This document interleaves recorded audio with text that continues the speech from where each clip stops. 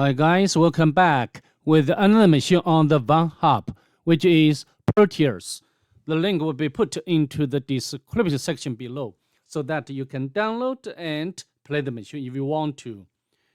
In this video, we will learn and practice a variety of very useful techniques such as bypassing, file uploading, and also how to make command injection. And even we need to bypass some sort of the command injection filter. So there will be a lot to do in this video. Without further ado, let's just get started. We can head over to Kali Linux VM. First of all, we need to discover the IP address of the target. The utility I'd like to use, as always, would be netdiscover.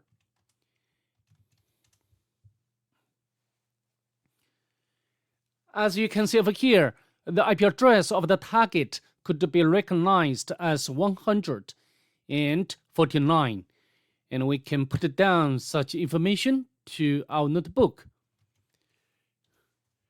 And then next, what shall we do next? We need to do port and surf scanning with a map. To save time of this video, I've already done that earlier. So for now, we just get out its result. And as you can see over here, I used the options like scene scan, the version scan, the default script scan, followed by the -p- to do the full range port scan. The last option for all is ON to output the result into this file. Although, as you can notice here, the IP address has been changed, which doesn't matter at all. So from the map scanning results, we can tell that the target has 1, 2, 3 open port numbers. Let's take a look at them one by one. The first one is 22, which is running SSH service or secure shell service, and also the version information. As you know, as you can see over here, this version is not updated. However, I do not think we can find any workable vulnerability. Let's move on. The second one is 80, which is running HTTP service and also the version information, Apache. But maybe this is Apache 2 or not.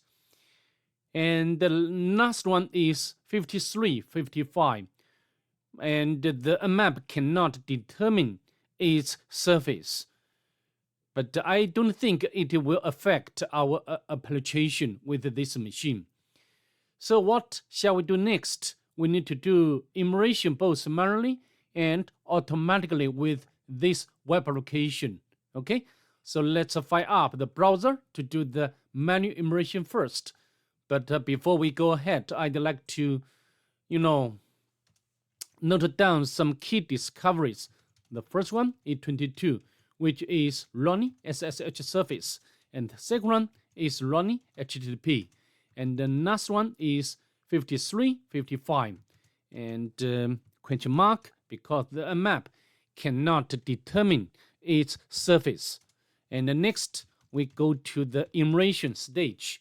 And I've already opened up the browser and we can put the IP address of the target into the address bar. Okay, oh sorry, I need to turn off the proxy. And next, the IP address would be 149. And we got this page back.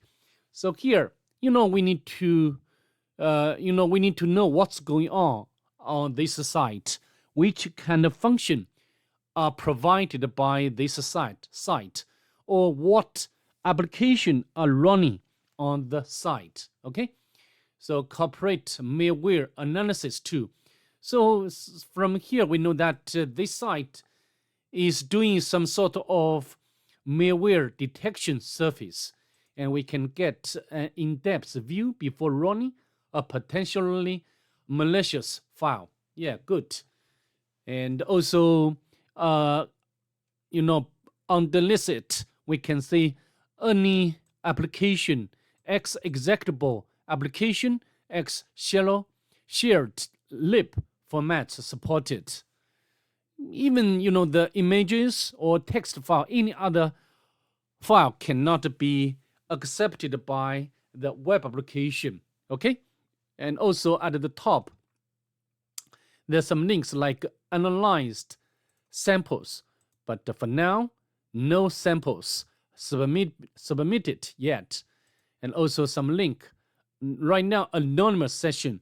It means that we are not required to authenticate. We can use anonymous session or identity to submit a sample for malware analysis.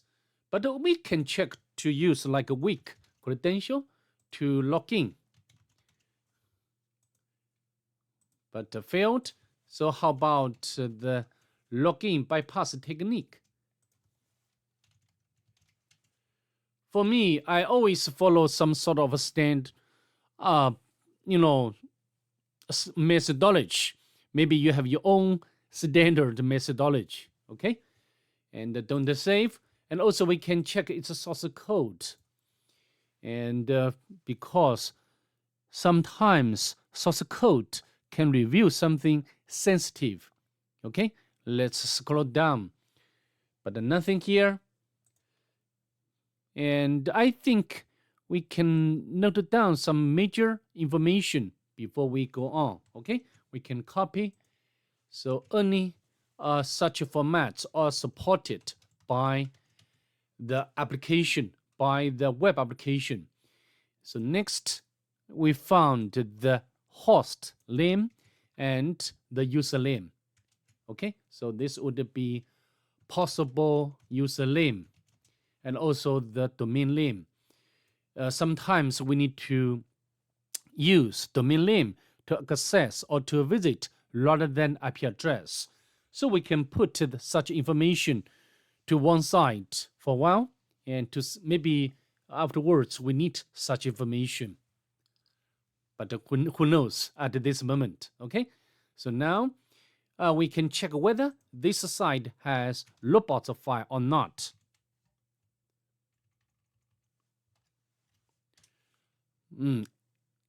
Not found, couldn't be found. Next, we can launch Ligito to do the automatic enumeration. Ligito can give us very rich information about the web application, such as the banner information or verse information, the request, the header, and so on and so forth. However, I don't think we can find anything useful from Ligito, okay, with this machine. To save time, I will not wait anymore. Next, we can launch the GoBuster to do the directory enumeration.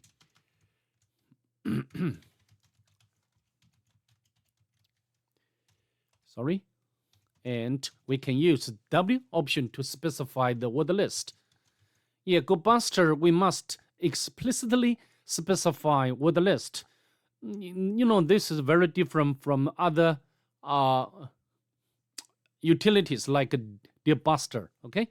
Word list, debuster, word list. I always use this word list to begin with, okay? And also we can use X option to specify the extensions. Okay, press enter.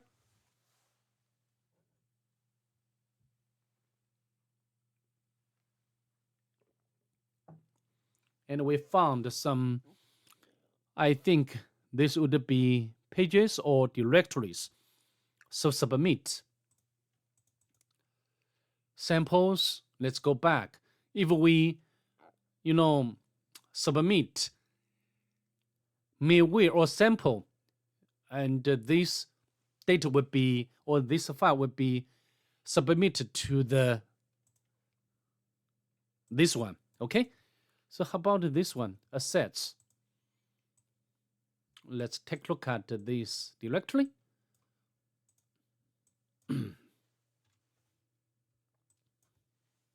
Assets. So forbidden, okay?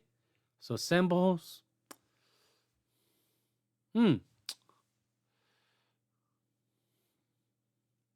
I don't think we can find anything else So I'd like to interrupt GoBuster here. So far, we have already done all automatic enumeration, but nothing exciting. Okay, we should go back to the manual enumeration. Okay, so now I think we need to test this malware analysis function. Okay, so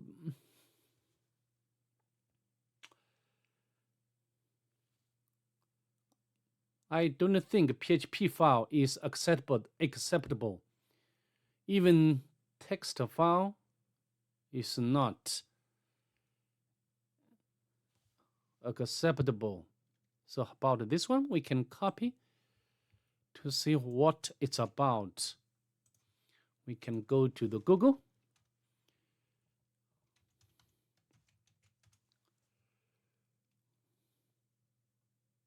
I think this MIME type is for exe file. So it means that we need to submit Windows executable file. Okay, so let's go back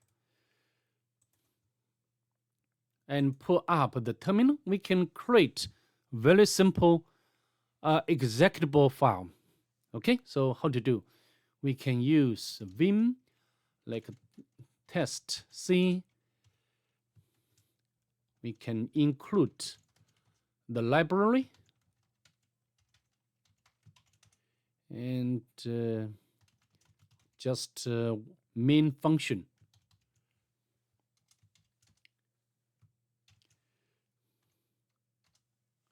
We can print, for example, we can print like hello, hello. Okay, so that's it. We can write and quit, and then we can use GCC, but we need to use the exe executable or exe as extension. Okay, test exe test. Okay, so now let's go back to the browser and to upload this file. We need to navigate to our working directory.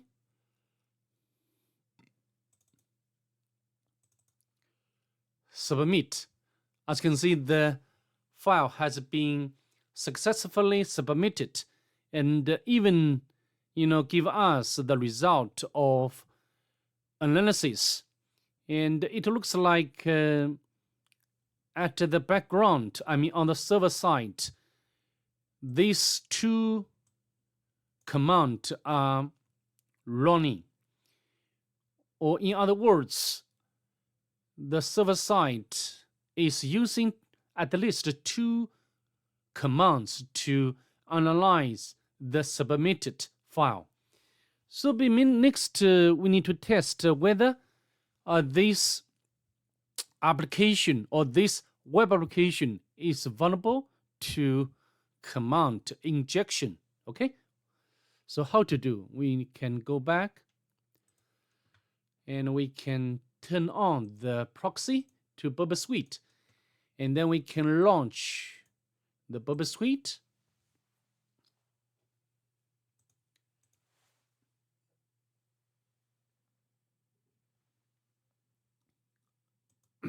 Next, set up Burp Suite, and we need to enable the proxy. So now we can choose the same executable, open, submit. So I think maybe here lies the command injection vulnerability. Okay, so let's test it. We can use the semicolon and ID, forward the request, and we can scroll to the bottom. As you can see, the command has been successfully executed. So next we need to we need to, I think it's very clear what are we going to do next. We need to install, or we need to get the shell on the target. So how to do? There will be different ways. For example, we can run directly reverse shell commands. You can get it from website like Pentest Monkey website. And also we can, for example, we can upload, the shell script or PHP file, and then afterwards we can execute such uploaded file. Okay, and okay, so based on my practice, when I did the machine the first time, we cannot directly get a reverse shell by running commands. We need to, first of all, we need to upload the PHP file to the target. So how to do? Let me show you in action. And also we need to, we can run many commands because there's some sort of control on the target. Let me show you what I mean. We can go back and we can select submit. For example, if you want to list the home, or you can run cat password file, and then we can forward, scroll to the bottom. As you see here, the command was not executed as we expected. Even we cannot use the slash in the command. Okay, for example, let's open, submit. Let's use, for example, we can use the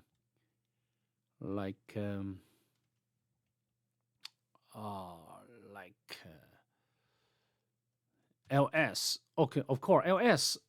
This command can be executed without a problem. Okay, as you can see, the content or files or directories under the current directory have been retrieved from the target machine. So how to do? We need to bypass some sort of control, and we can use some ways like the base 64, but in this case, base 64 cannot work based on my practice for this machine. Next, alternatively, we can use xxd command. This command can create the hexadecimal data for the binary. Also, we can, do the reverse operation.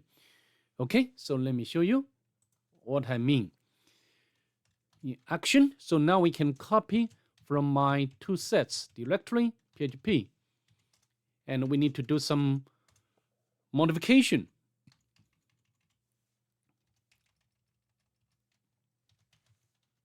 The IP address of the Linux, and also the port number. We can use any port number, but for me, I always prefer to use this port number. Okay, and now we need to set up the web server. You can use PHP, you can use Python, you can use many different types of a way to set up the web server. And this web server will host this reverse shell PHP file. Okay, so we can use Python. For me, I always use Python HTTP .server module. Okay, I think this is the easiest way to upload the file. And the command, what we are going to run would be like this one: wget IP address of the Linux, port number, shell, and we need to save to, because maybe in many directories we do not have permission to write or to save. So we can save to temp directory. But we cannot directly run this command. We need to do some encoding. We can go to the website of CTF. Okay, so now we can copy this encoded command, put it over here. Next, we need to trigger the request again, submit, and we can do like this: echo, paste in here, tunnel to XSD. Very important, we need to use bash. To be honest, I spent a bit long time to find out the correct way.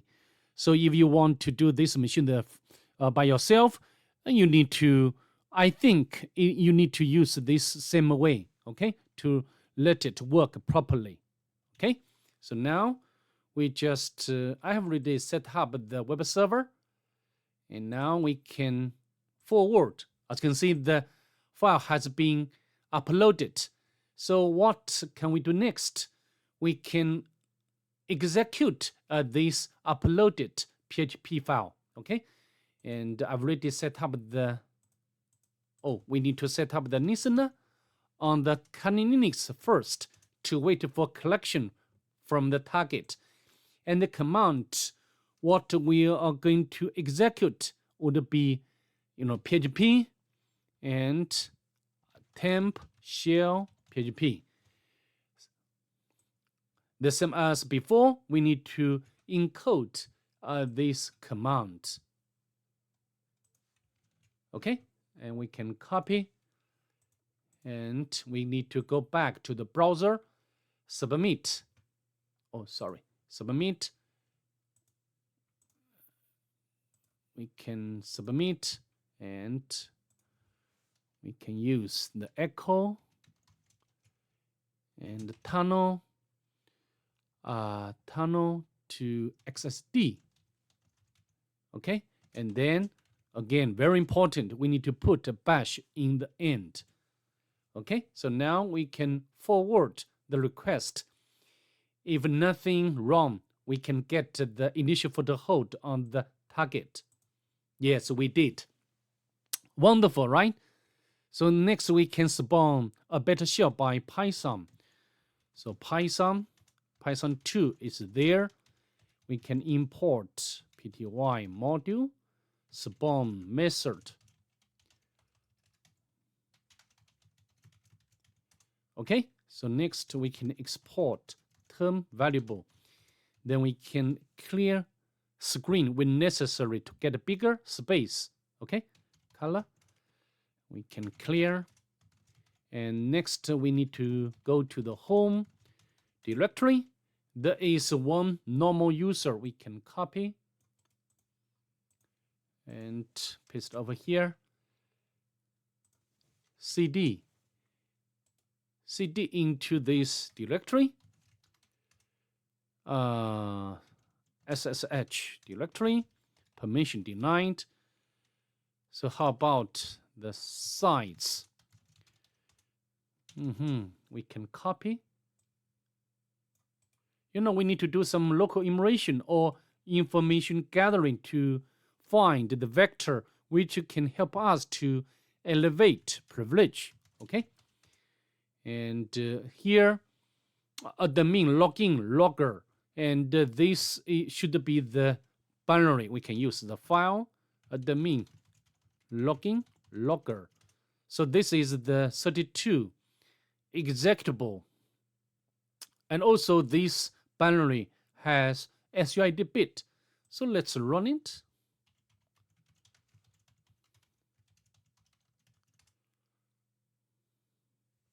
Admin login attempt. This will be done with this one. I think this is some sort of the module of the JavaScript. I don't know. But on the this binary has JavaScript. We can cut out this one. We got the username and also the password. And it looks like this password is encoded by URL encoding. Okay, we can copy. And we can go to the subchef to decode.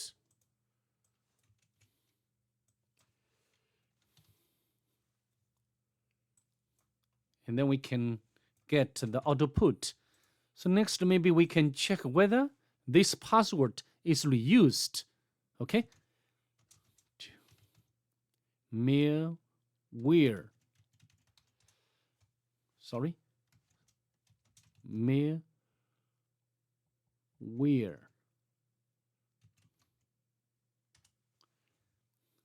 Paste in here. It does work. Fantastic. Next, we can check sudo.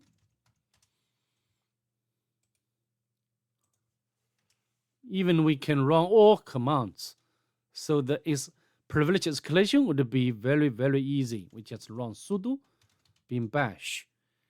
And then we can go to root directory to, oh, this should be the picture. If you want, you can transfer this picture to Canonics. So how to transfer this picture to the Canonics? There will be different ways. For example, we can use the Python. We can set up the web server on the Canonics, and then you can download. But I'd like to, I used this way a lot. If you have already followed my channel, but here I'd like to use another way. Sometimes this way is fantastic. We can cat PNG base 64. Okay, so now a lot of output.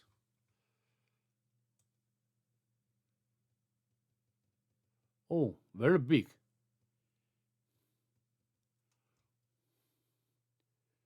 Very big picture.